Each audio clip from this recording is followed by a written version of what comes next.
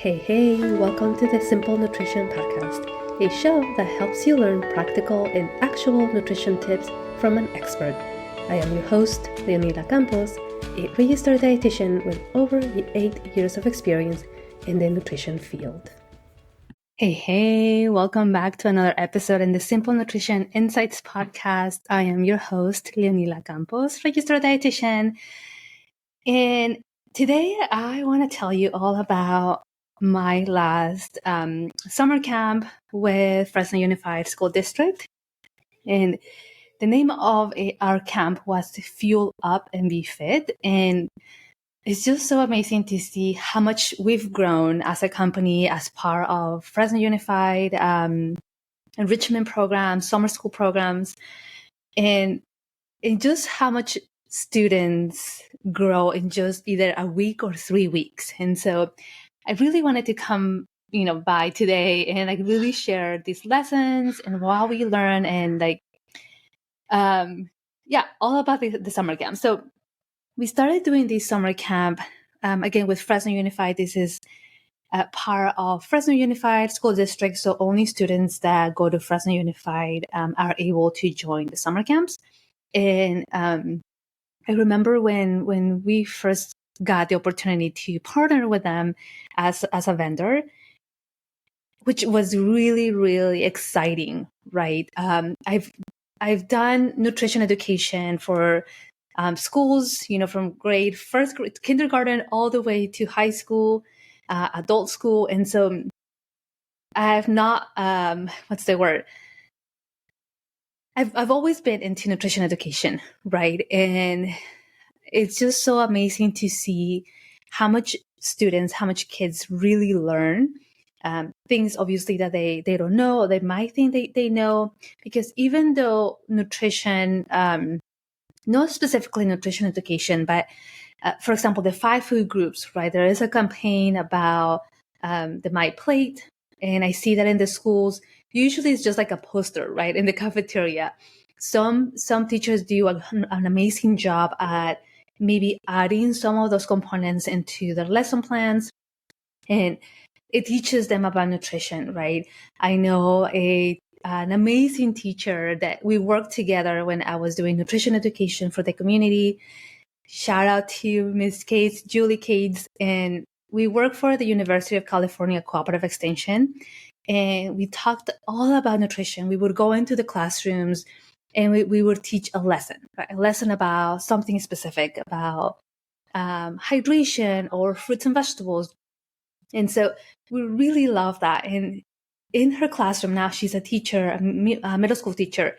She does so many amazing things, including nutrition, right? She shows students, even though they have this specific lesson plan, right, that they have to follow, and standards and a core curriculum, she goes above and beyond, and she teaches about nutrition. So it's so amazing to see that. But of course, not all teachers are able to do that, right? There's time crunch and so many things that kids have to learn, so many things to focus on, right? And so when we had this opportunity to partner with Fresno Unified to be able to bring in our camp, right, I thought about, okay, obviously nutrition is something that I want to talk about, because as a registered dietitian, right, and the patterns I'm seeing over the years, right, that nutrition is something that they don't learn, but it's something that we need throughout our stages of life. And so I said, okay, of course, nutrition, but what else can we add? So it is like an all-in-one camp per se, that it teaches students, right, different skills. And so as I talked to my sister, Maria, who's a personal trainer, she said, how about we add some kind of fitness, right? We know that the recommendation for children to stay active is at least 60 minutes of physical activity. And so during summer, a lot of kids don't have a lot of physical activity, right? Because it's summer break. Unless if they're in other camps or in sports, that this is happening. So we said, okay, we're doing nutrition, we're doing fitness. What else, right? What else? Something fun something that the kids are going to learn and can continue to do as they continue to grow, maybe as they go home. And so we came up with the idea of also adding cooking, right? That component of hands-on cooking, right? And so it has been a hit. I know there's a few other camps that also offer cooking camps, and they are a hit too, right? Kids are so interested in learning how to make meals and learning how to make recipes. And those are skills that are not taught anymore, right? We're not teaching children how to use a knife properly, how to stir things, how to measure things. And in our minds, like, that doesn't matter. It absolutely does, right? These are life skills that we're going to continue to use for the rest of our lives. And so for knowing that, right, knowing how to make something for themselves, it's going to be huge. Not only to know how to feed themselves, but also how to combine these food groups and make healthy and balanced meals. And so when we came up with this idea of adding nutrition, fitness, and cooking, right, we said, okay, we have a perfect combo. Let's develop a curriculum. Let's develop a plan to implement, right? The first year, I think the first 2 years were like lessons learned, right? Let's try it and let's see how things go. Now with the third year, we continue to perfect our camp. And with the feedback that we get from parents, with the feedback that we get from students, we try different age groups. And so far what we've noticed is that ages upper elementary, like 5th grade to middle school, 5th to 8th grade, seem to be the ages or the group, the grades where students are really interested, right? Yeah, they might complain, they might say, oh, I don't want to do the exercise, I don't want to stretch today.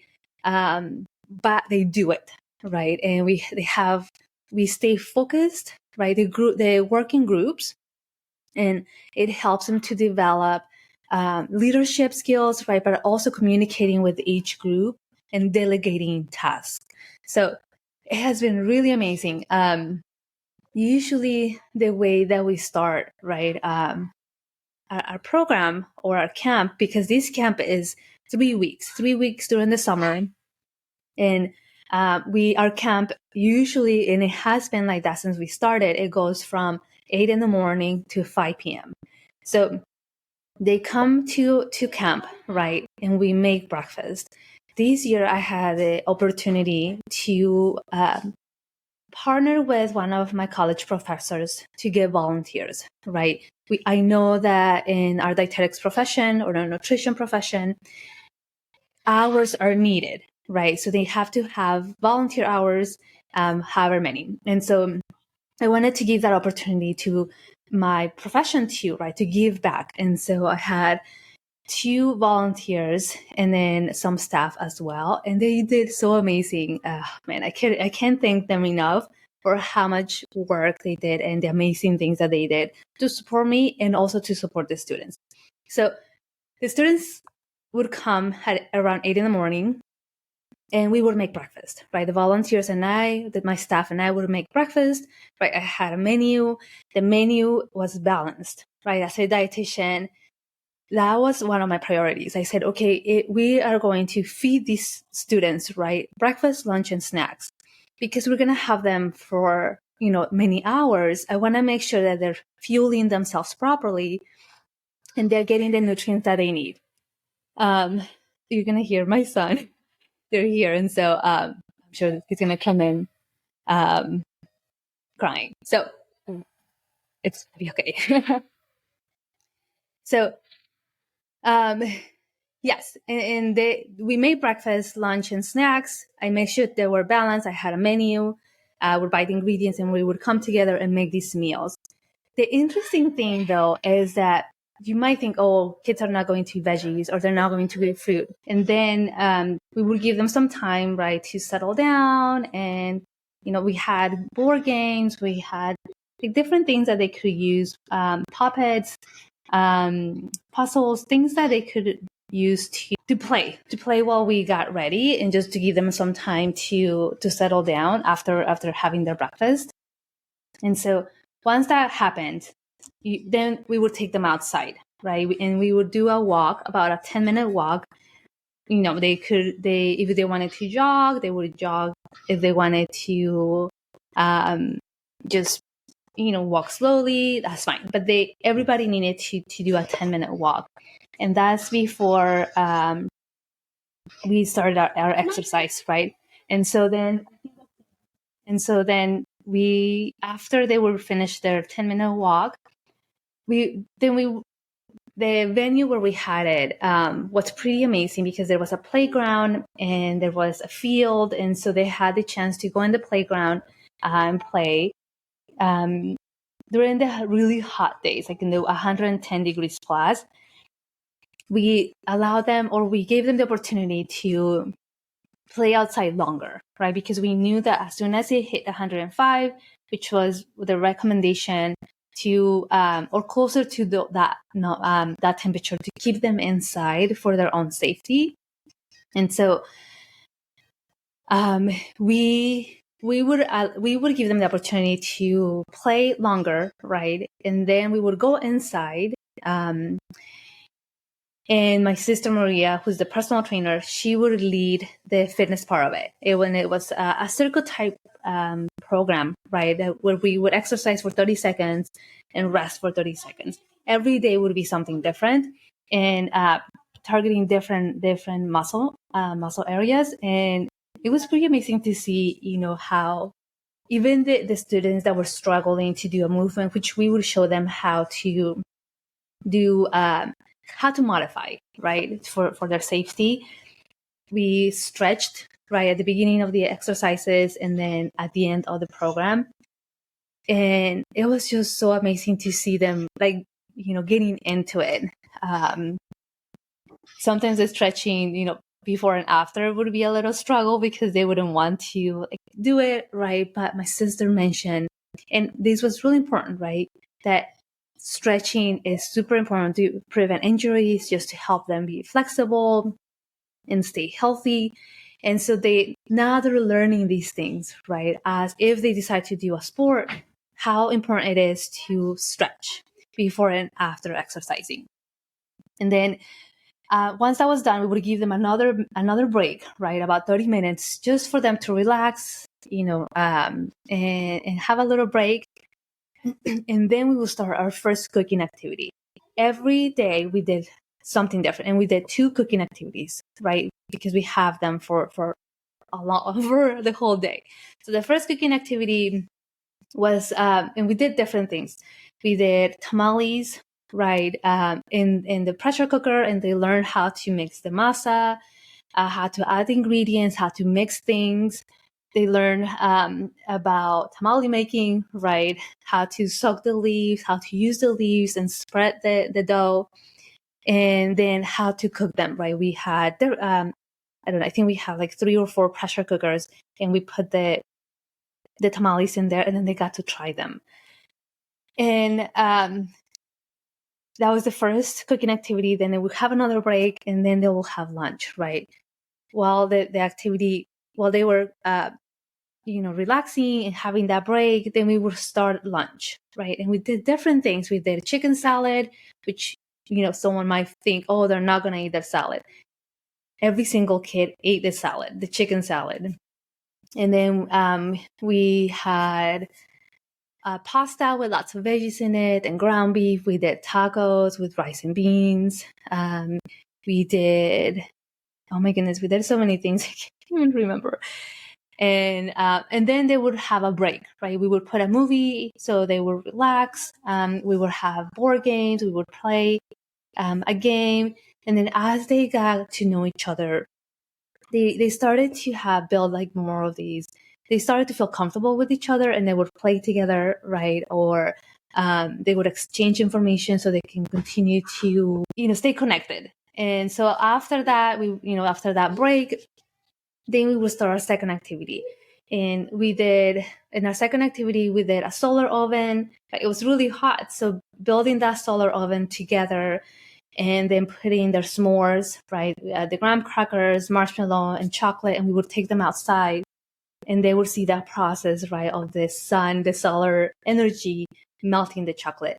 it wasn't extremely hard to melt the marshmallow, but the idea was like, how can we use natural energy, right, to melt something, chocolate. We did mini cakes, right, in the air fryer. We use the air fryer a lot, and that is one of the things that we use because we want to show students, we want to show kids that you can make simpler meals in an air fryer, right, that doesn't require turning on the stove. And then if for some reason, right, you're spacey or you forget, the air fryer is set and it just turns off on its own. And so it's a little bit safer in that way. Obviously, we teach them about safety, right, and how things are hot and how to get them out in a safe way. But the idea is to use tools, like kitchen gadgets that they can use with minimal supervision. So that was that, right? We did that. We did pita pizzas. We did Rice Krispies. What else did we do? Empanadas. That was a huge one. We did empanadas, apple, and then some kiddos wanted just jelly, right? And they were able to do the dough and then do it themselves and then bake them. We did parfaits, yogurt parfaits, and so many other activities. And then the play, right? We have lots of breaks. We know that students need a lot of breaks in different stages that they can use to not do one thing and then get bored and get distracted. And so we would encourage them to go outside. If the temperature was allowing us, we would go outside and play volleyball or basketball or throw the football. Or if they wanted to go into the playground, they would go into the playground. So it was just really amazing to see how much they learn just in 1 week. We had students that were with us for the 3 sessions, 3 weeks, and that was pretty amazing too. So we're excited to do it winter time, right? And hopefully we start doing it also in the after school programs that is on the works. And so we're excited to really continue to show students that they have these abilities, right? That they're able to do these things.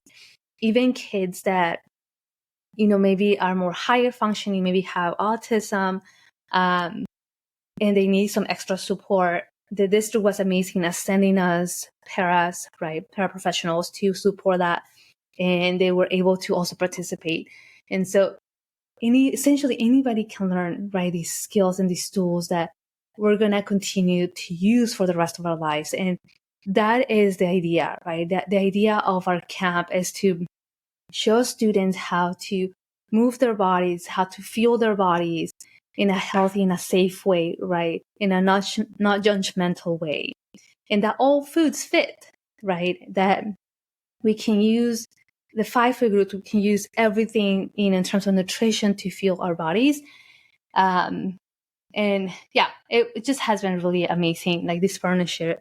And, hopefully that other school districts see all the work that Fresno Unified is doing and they're able to replicate that, right? They're able to bring those programs to their schools because they provide so much knowledge, but also a safe place, right? A safe place for students to go during the summer when parents are still having to work. But students, they still need a safe place to go, right? And to either learn or have fun, be out of the streets, right? Have a meal. And it's just really amazing. So we're so thankful to be part of them. And I can't wait to continue to bring our services to the students and to the community. And so that is it, my friends. I hope that these inspires you. And if you know any school districts or any programs that maybe want to add as this part, nutrition, fitness, and cooking as part of their curriculum, as part of what they do with students, let me know. And yeah, take care, stay safe, and I'll talk to you soon. Bye-bye for now. This podcast, the links and resources provided are for the purpose to educate only and are not a replacement for medical advice or nutrition therapy. I suggest you seek out the help of a trained professional to help you with your specific situation and needs.